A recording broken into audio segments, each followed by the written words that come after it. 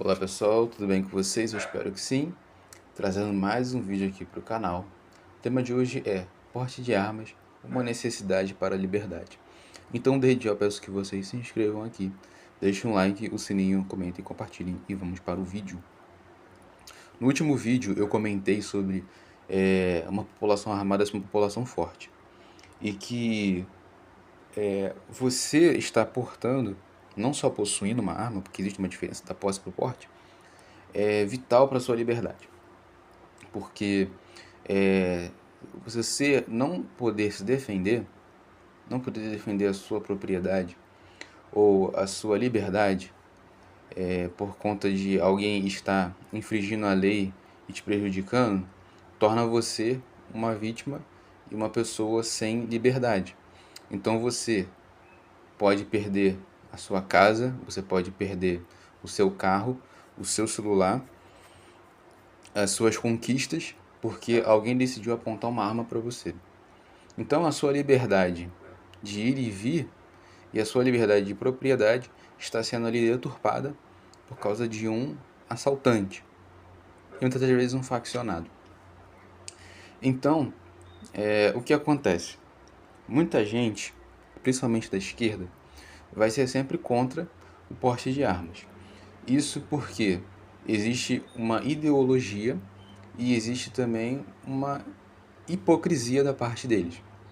A primeira parte, que é a parte da ideologia, é que eles acreditam que a propriedade privada, pelo menos assim, os mais de centro-esquerda ali, tipo vamos colocar aí um PSB da vida, um PSDB também, né? Porque se você acha que o PSDB é de direita, meu amigo, eu sinto muito, mas você está muito enganado.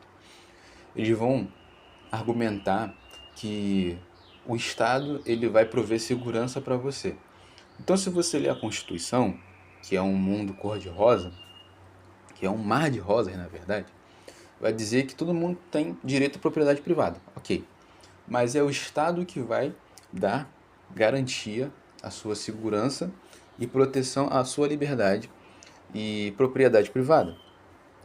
No entanto, se a gente analisar situações de outros países, países muito mais desenvolvidos, você vai ver que o porte de arma ele se trata de uma questão essencial. Então, é muito mais fácil quando uma população está desarmada que o povo seja conquistado. Por exemplo, na União Soviética, uma das coisas que está no comunismo é justamente desarmar a população. Porque uma população desarmada, ela não vai poder lutar e resistir contra um governo ditatorial. A mesma coisa aconteceu na Alemanha nazista e na Itália fascista. Então, esses tipos de ditadura têm como o foco deixar o Estado mais forte e o povo cada vez mais fraco. Então, na propaganda, eles querem que todo mundo seja igual. Mas, no fim das contas, quem vai ser o grande irmão, né, nesses regimes aí totalitários de esquerda vai ser o Estado. Então, é aquela ideia de você deixar um Estado muito grande e acumulado. E, além disso, eles fazem de propósito para que as pessoas elas venham ter dificuldade em ter acesso às armas.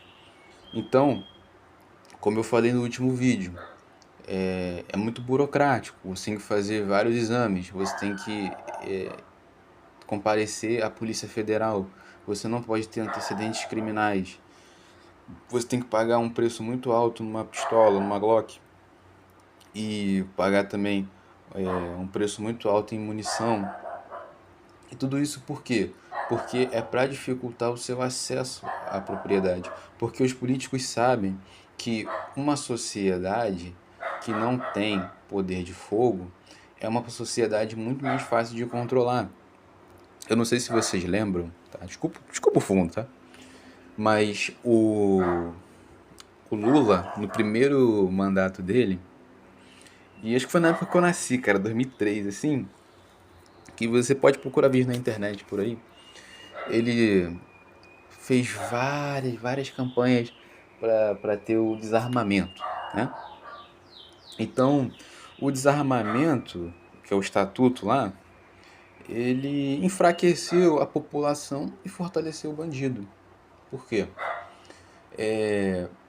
Primeiro que nós temos que analisar o Código Penal, certo? Segundo, que se a população ela entregou de forma livre, espontânea, as suas armas, isso não significa que os bandidos entregaram. Então, assim, é um pensamento muito infantil você achar que você desarmar a população vai garantir que haja menos homicídios ou menos mortes. Porque a população, o trabalhador, ele pode ter uma arma registrada no nome dele, vai ter a numeração e tudo, de onde ela foi feita, para onde ela foi, ele vai ter todos os documentos necessários. Mas o bandido, o que ele vai fazer? Ele vai traficar uma arma. Então, um fuzil, sei lá, uma R15, que ele tá usando na esquina. A munição, ela veio, sei lá, da Venezuela. O cartucho pode ter vindo da Colômbia. E as peças podem ter vindo dos Estados Unidos, do México e por aí vai. Então, sem contar que as numerações dessas armas são raspadas justamente para justificar a dificuldade de localizar a origem daquela arma. Então, no fim das contas, quem se pôs a desarmar ficou totalmente refém dos bandidos. E outra, a polícia ela é ineficiente, entendeu? Ela não é uma polícia que nós estamos falando de Suíça ou de Dinamarca, entende? A polícia aqui ela tem que enfrentar problemas muito maiores do que se enfrenta na Europa. Nós estamos falando de grupos terroristas com poder bélico. E eu não culpo a polícia em si, sabe? Eu tenho pena dos policiais, sejam eles militares, civis, federais e por aí vai. Porque eles estão sujeitos a ordens de coronéis, de juízes, de delegados. Então, muitas das vezes, os caras eles até têm boas intenções, ou até têm um intuito de mudar a situação a qual a polícia está submetida hoje, mas como é que a pessoa vai fazer isso se existem políticos a rodo querendo cada vez mais reduzir o poder da polícia? E outra, se vocês querem reduzir de fato o poder da polícia, então deixa a população se armar. Entende? Vai ser um ajudando o outro.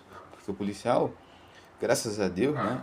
Apesar desse país ser um país que policiais morrem muito com confrontos e os direitos humanos não vai prestar solidariedade ou consolo às famílias que perderam seus entes queridos, os policiais ainda têm direito ao porte de armas, que o bombeiro também tem, né?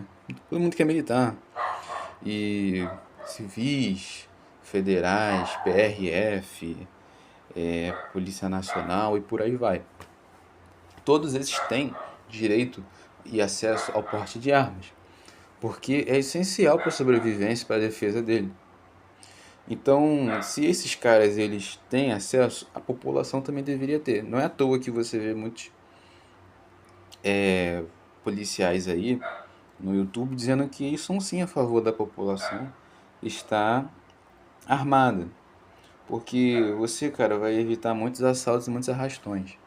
Principalmente em vias públicas, né? Como eu citei em outros vídeos já também. Dutra, linha amarela, linha vermelha, Avenida Brasil. E por aí vai, cara. Então, são essas coisas que as pessoas elas não entendem. São essas coisas que a esquerda ela não quer de fato entender. Quer dizer, ela sabe, mas não vai querer admitir o erro. E um outro ponto pode ser justamente a questão da hipocrisia. Por quê? Porque partindo da hipocrisia, a gente vê isso todos os dias.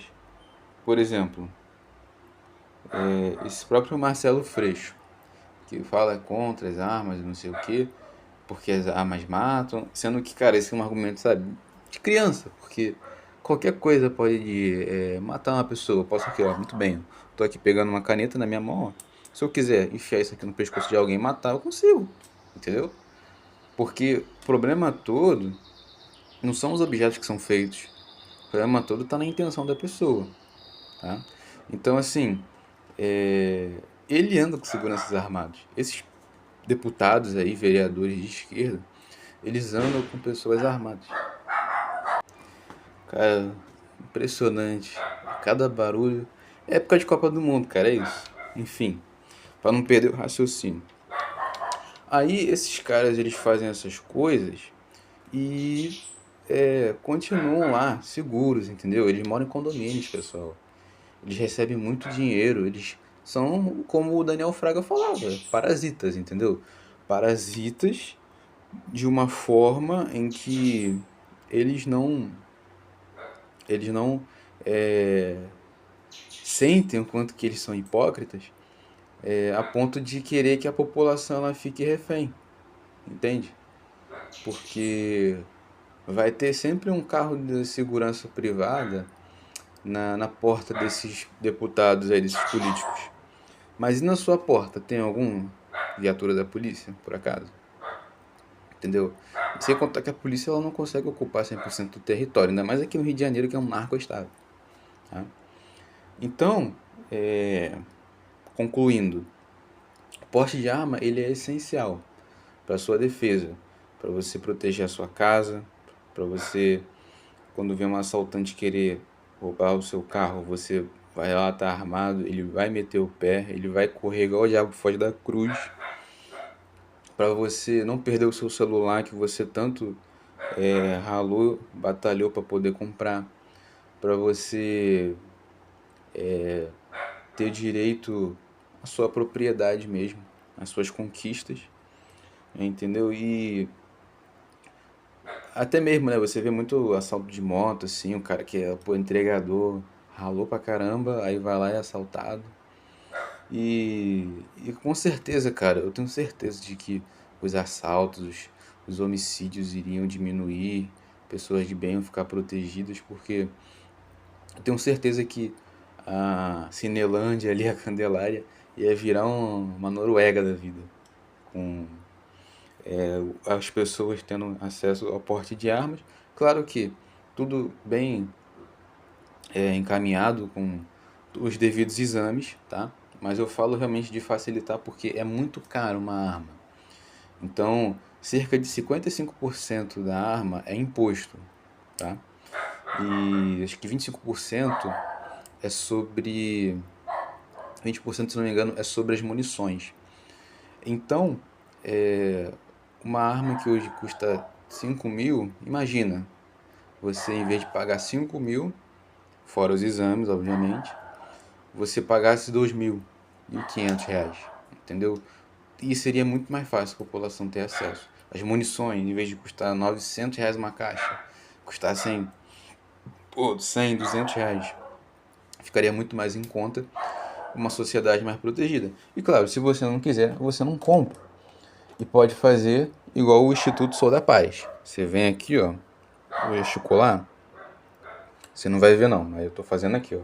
Você vem com a sua mão direita, põe aqui em cima do seu braço esquerdo, sua mão esquerda em cima do braço direito, forma uma pombinha assim, ó. Balança a mão assim, ó. Sou da paz, tá?